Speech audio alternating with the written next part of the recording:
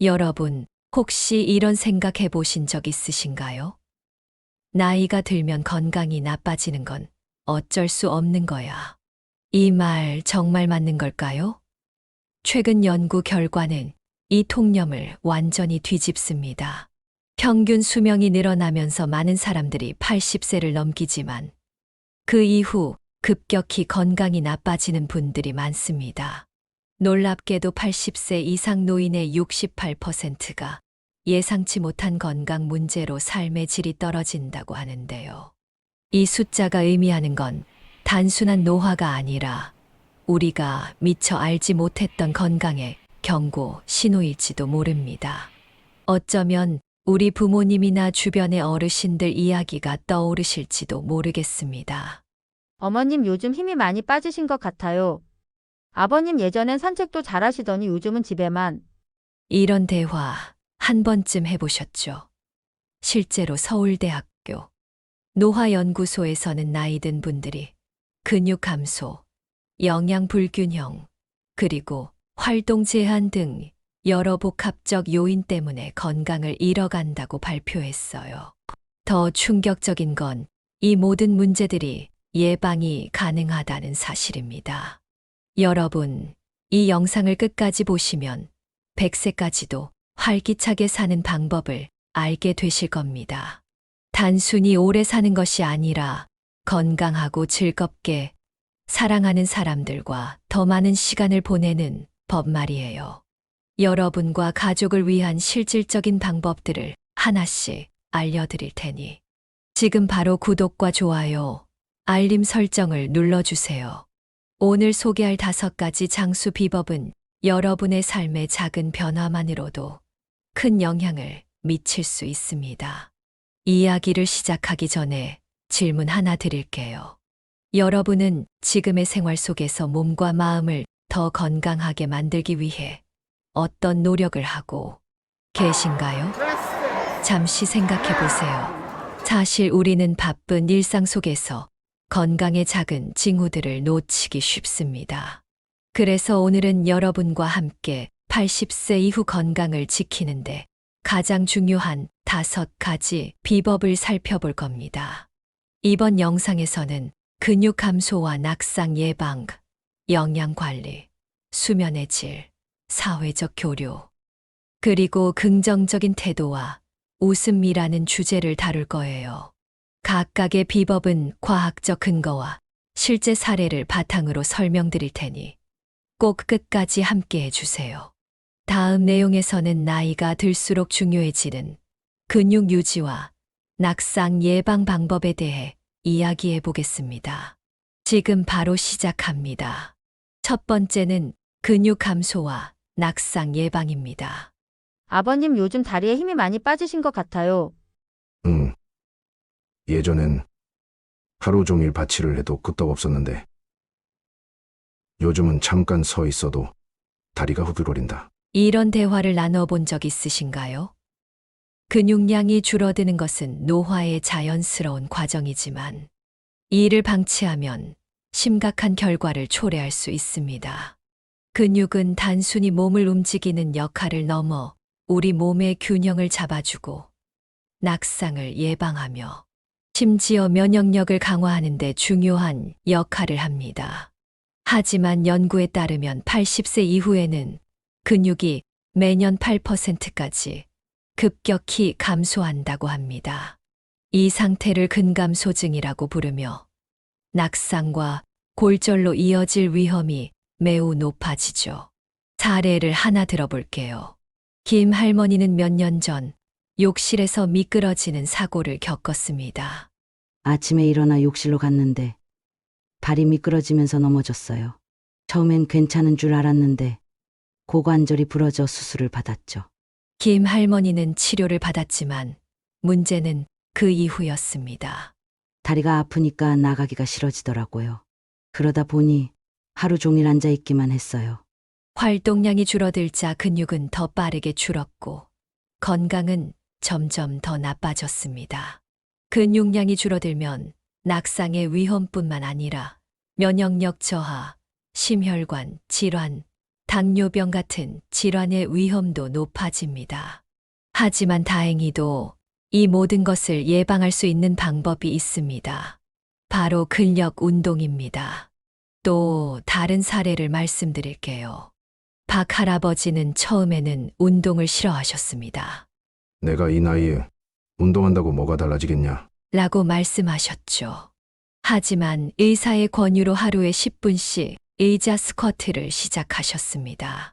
처음엔 힘들었지만 한 달쯤 지나니까 다리에 힘이 생기더라고요. 박 할아버지는 점차 운동 시간을 늘리면서 동네 산책도 다시 시작하셨습니다.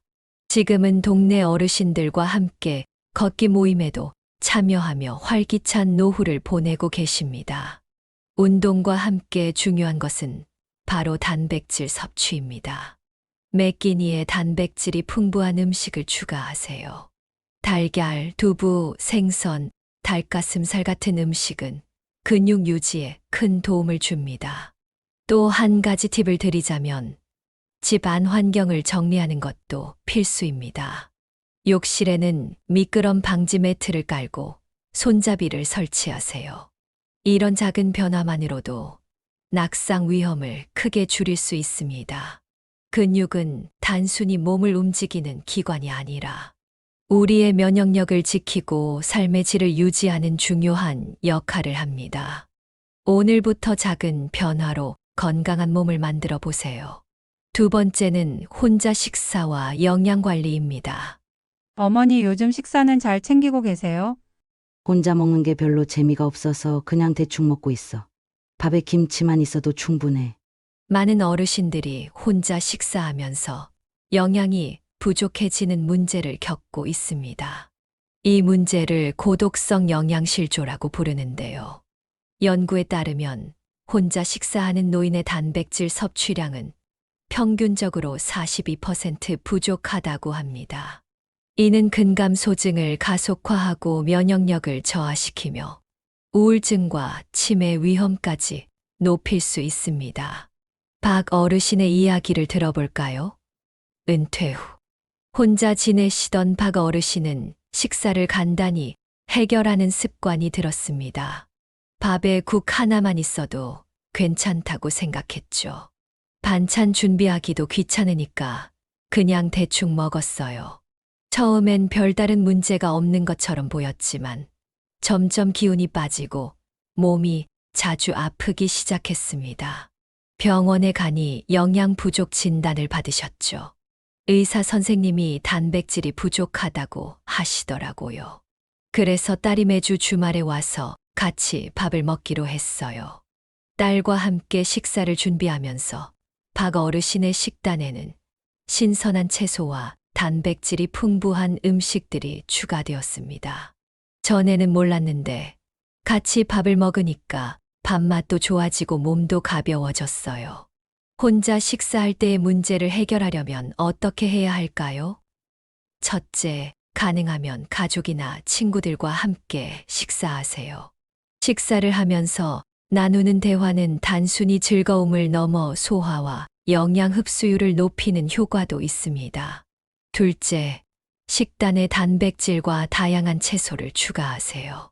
생선, 달걀, 두부는 물론 색깔이 다양한 채소를 곁들이는 것도 좋은 방법입니다. 셋째, 복지관이나 지역 프로그램을 활용해 공동 식사에 참여해 보세요. 혼자 식사를 하는 작은 습관 변화가 건강에 큰 차이를 만들어 낼 수 있습니다. 오늘 저녁 어떤 음식을 추가하고 누구와 함께 드실 계획인가요? 세 번째는 수면의 중요성과 개선입니다.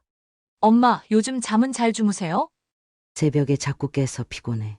한 번 깨고 나면 다시 잠들기도 힘들고 낮에는 자꾸 꾸벅꾸벅 졸게 돼. 혹시 이런 대화를 나눠본 적 있으신가요? 수면은 단순히 몸을 쉬게 하는 시간이 아닙니다. 우리가 자는 동안 몸은 세포를 재생하고 뇌는 하루 동안 쌓인 정보를 정리하며 면역 체계는 활성화됩니다. 하지만 수면 부족은 면역력 저하, 기억력 감퇴, 심혈관 질환, 심지어 치매 위험까지 높일 수 있습니다. 특히 80세 이후에는 수면의 질이 건강과 직결된 중요한 요인이 됩니다. 연구에 따르면 하루 6시간 이상의 질 높은 수면을 유지하면 치매 발생 가능성을 67% 낮추고 심혈관 질환 위험도 줄일 수 있다고 합니다. 이런 사례가 있습니다. 김 할머니는 은퇴 후 점점 잠드는 시간이 늦어지고 새벽에 자주 깨어나는 문제가 생기셨습니다. 매일 새벽 34시면 잠에서 깨곤 했어요. 다시 자려고 해도 자꾸 뒤척이게 되고 낮에는 머리가 멍하고 피곤해서 아무것도 할 수 없었죠. 김 할머니는 이를 단순히 나이 탓으로 돌렸습니다. 하지만 점점 기억력도 떨어지고 건강이 악화되면서 병원을 찾게 되었죠. 의사의 조언으로 김 할머니는 취침 전 새로운 습관을 들이기 시작했습니다. 자기 전에 따뜻한 허브차를 한 잔 마시고 방의 조명을 아주 어둡게 했어요. 스마트폰도 사용하지 않고 대신 가벼운 책을 읽었죠. 몇 주가 지나자 김 할머니의 수면 패턴이 조금씩 나아졌습니다. 새벽에 깨는 일이 줄었고 아침에 일어났을 때 몸이 덜 피곤했어요. 이처럼 수면 환경과 습관을 개선하는 것만으로도 질 높은 잠을 잘 수 있습니다. 그럼 여러분도 오늘 밤 숙면을 위해 몇 가지 변화를 시도해 보세요. 첫째, 침실 환경을 조정해 보세요. 침실 온도를 적절히 낮추고 빛을 완전히 차단하면 수면 호르몬인 멜라토닌의 분비를 촉진할 수 있습니다. 밤에 불빛이 조금만 들어와도 눈이 민감해져서 잠이 안 오더라고요. 커튼을 바꾸고 나서 훨씬 깊게 잘 수 있었어요. 둘째, 자기 전 전자기기 사용을 줄이세요. 스마트폰이나 TV에서 나오는 블루라이트는 뇌를 각성 상태로 만들어 숙면을 방해합니다. 침대에 누워 스마트폰을 보는 게 습관이었는데 대신 따뜻한 차를 마시면서 음악을 들으니 훨씬 빨리 잠들 수 있었어요. 셋째, 일정한 시간에 자고 일어나는 습관을 만들어 보세요. 몸의 생체 리듬이 일정해지면 잠드는 시간이 더 빨라지고 깊은 잠을 잘 수 있게 됩니다. 이 모든 변화는 하루아침에 이루어지지 않을 수 있습니다. 하지만 작은 노력과 꾸준함이 모이면 몸과 마음이 회복되고 건강도 따라옵니다. 오늘 밤 여러분의 수면 습관에 어떤 변화를 줄 수 있을지 생각해 보세요. 네 번째는 사회적 교류와 정신건강입니다. 할아버지 요즘 친구분들 만나세요? 아니, 혼자 있는 게 더 편해. 예전처럼 사람 만나는 게 힘들고 뭘 해야 할지도 모르겠어. 혹시 이런 대화를 나눠본 적 있으신가요? 은퇴 후 많은 어르신들이 자연스럽게 사회적 교류가 줄어들고 혼자 있는 시간이 늘어납니다. 하지만 연구에 따르면 이런 사회적 고립은 단순히 외로움에서 끝나지 않습니다. 사회적 고립은 우울증, 면역력 저하, 치매 위험을 크게 높이고 전반적인 삶의 질을 떨어뜨리는 주요 원인으로 꼽힙니다. 실제로 사회적 고립을 경험한 노인은 그렇지 않은 노인에 비해 치매 위험이 50% 이상 높아진다고 합니다. 사례를 들어볼게요. 정 어르신은 은퇴 후 처음엔 가족과 여행도 다니고 취미 생활도 즐겼지만 시간이 지나면서 점점 친구들과의 교류가 줄어들었습니다. 집에만 있다 보니 사람 만나는 게 부담스러워졌어요. 그래서 그냥 혼자 지내는 게 더 편하다고 생각했죠. 하지만 혼자 있는 시간이 늘어나면서 우울감이 커졌고 기력이 떨어지는 걸 느끼셨습니다. 하루 종일 TV만 보면서 시간이 흘러가더라고요. 점점 삶의 재미가 없어졌어요. 변화는 딸의 제안에서 시작됐습니다. 딸은 정 어르신에게 동네 복지관의 독서 모임에 한번 참여해 보라고 권했습니다. 처음에는 어색하고 낯설게 느껴졌지만 모임에서 비슷한 나이, 또래의 사람들과 책에 대해 이야기하면서 조금씩 활기를 되찾기 시작했습니다. 책 이야기를 하다 보니 자연스럽게 옛날 얘기도 하고 웃을 일도 많아졌어요. 그 이후로는 산책도 하고 다른 모임에도 나가게 됐죠. 사회적 교류는 단순히 대화를 나누는 것에 그치지 않습니다. 사람들과의 교류는 뇌를 자극하고 마음의 안정을 찾게 하며 신체 활동으로도 이어질 수 있습니다. 연구에 따르면 정기적으로 사회적 활동에 참여하는 노인은 그렇지 않은 노인보다 심혈관, 건강이 더 좋고 우울증 발생 위험도 낮습니다. 그렇다면 사회적 고립에서 벗어나기 위해 무엇을 할 수 있을까요? 첫째, 가족 모임을 늘려보세요. 자녀들이 바쁘더라도 정기적으로 시간을 정해 가족이 함께 식사를 하거나 손주들과 시간을 보내는 것도 좋습니다. 손주들과 영상통화를 하며 일상을 공유하는 것도 작은 변화지만 큰 효과를 가져올 수 있습니다. 둘째, 지역사회 프로그램에 참여해 보세요. 복지관에서 운영하는 취미 프로그램이나 독서 모임, 요가 수업 등은 새로운 사람들과 만날 기회를 제공합니다. 모임에 나가면 처음엔 어색했지만 같은 관심사를 가진 사람들과 대화하다 보면 금방 편안해져요. 시간이 지나면서 서로를 응원하는 좋은 친구들이 생겼어요. 셋째, 친구들에게 먼저 연락해 보세요. 간단한 안부 메시지를 보내거나 동네에서 만나 커피를 마시는 것만으로도 연결의 시작이 될 수 있습니다. 사회적 교류는 단순히 사람을 만나는 것을 넘어 몸과 마음을 건강하게 만드는 강력한 힘을 가지고 있습니다. 오늘부터 작은 연결을 시도해 보세요. 그 변화가 하루를 더 따뜻하게 만들고 삶의 활력을 되찾게 해줄 것입니다. 다섯 번째는 긍정적 태도와 웃음의 힘입니다. 할아버지, 요즘 웃는 일이 별로 없는 것 같아요. 그래.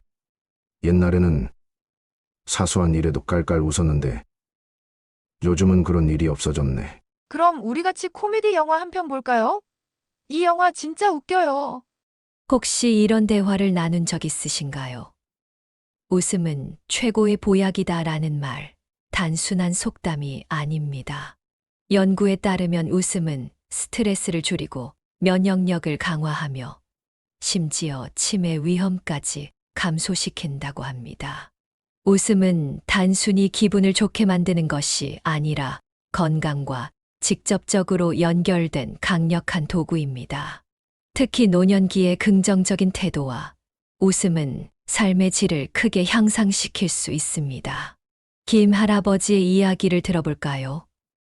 김 할아버지는 손자와 손녀를 키우면서 항상 웃음이 끊이지 않았다고 합니다. 하지만 자녀들이 독립하고 손자들이 커가면서 집이 조용해졌고 웃을 일도 점점 줄어들었죠. 혼자 있다 보니 괜히 옛날 생각이 자꾸 나더라고. 그래서 더 기운이 없어졌어. 어느 날 김 할아버지의 손자가 웃음 요가라는 프로그램을 소개했습니다. 할아버지, 이거 억지로 웃는 거지만 진짜 효과가 좋대요. 같이 해보실래요? 처음엔 어색하고 이상하게 느껴졌지만 몇 번 따라 하다 보니 정말 웃음이 터졌습니다. 하하하. 내가 이런 걸 하고 있을 줄이야. 김 할아버지는 웃음 요가를 통해 웃는 법을 다시 배우고 점점 마음도 밝아지셨습니다. 또 다른 사례를 들어보겠습니다. 정 할머니는 손주들과 함께 놀이를 하면서 자연스럽게 웃음을 되찾으셨습니다. 한 번은 손주가 저를 따라하는데 얼마나 우스꽝스럽게 흉내를 내는지 배를 잡고 웃었어요.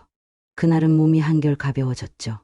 손주들과의 소소한 대화와 놀이가 스트레스를 날려주고 건강에 긍정적인 영향을 주었던 것입니다. 웃음이 왜 이렇게 건강에 좋은 걸까요? 연구에 따르면 웃음은 스트레스 호르몬인 코르티솔의 분비를 억제하고 행복 호르몬인 세로토닌과 엔돌핀의 분비를 촉진합니다. 이로 인해 몸과 마음이 이완되고 면역력이 강화되며 혈액순환도 개선됩니다. 단 몇 초의 웃음이 심폐 기능을 활성화시키고 전신의 근육을 이완시키는 효과가 있다는 연구 결과도 있습니다. 여러분도 일상 속에서 웃음을 늘리는 방법을 찾아보세요. 코미디 영화를 보거나 친구들과 가벼운 농담을 나누는 것만으로도 충분합니다. 저는 요즘 일부러 유머가 많은 책을 읽어요. 작은 농담이라도 푹 웃고 나면 기분이 한결 좋아지더라고요. 혹시 웃음 요가에 대해 들어보셨나요? 억지로라도 웃음을 만들어내는 운동인데 과학적으로도 그 효과가 입증되었습니다. 처음엔 억지로 웃는 게 어색했지만 몇 번 하다 보니 진짜 웃음이 나오더라고요. 기분도 좋아지고 몸도 가벼워졌어요. 웃음은 단순히 감정이 아니라 건강을 지키는 강력한 도구입니다. 오늘 하루 웃음을 만들어낼 작은 변화를 시도해 보세요. 손주와 농담을 나누거나 오래된 코미디 영화를 다시 보는 것부터 시작해도 좋습니다. 여러분의 웃음이 건강한 삶의 첫걸음이 될 것입니다. 다음으로는 오늘 소개한 장수 비법들을 정리하며 마무리해 보겠습니다. 여러분, 오늘 소개한 5가지 장수 비법을 기억하시나요? 근육을 유지하고 영양을 관리하며 수면의 질을 높이고 사회적 교류를 늘리며 긍정적인 태도로 웃음을 더하는 것. 이 모든 것은 건강한 노후를 위한 필수 요소입니다. 이 중 어떤 것부터 실천하실 계획인가요? 작은 변화가 큰 결과를 만듭니다. 오늘 영상이 여러분의 삶에 작은 도움이라도 되었기를 바랍니다. 구독과 좋아요, 알림 설정을 눌러주시면 앞으로도 건강한 삶을 위한 더 많은 정보를 전해드릴게요. 다음 영상에서 뵙겠습니다. 감사합니다.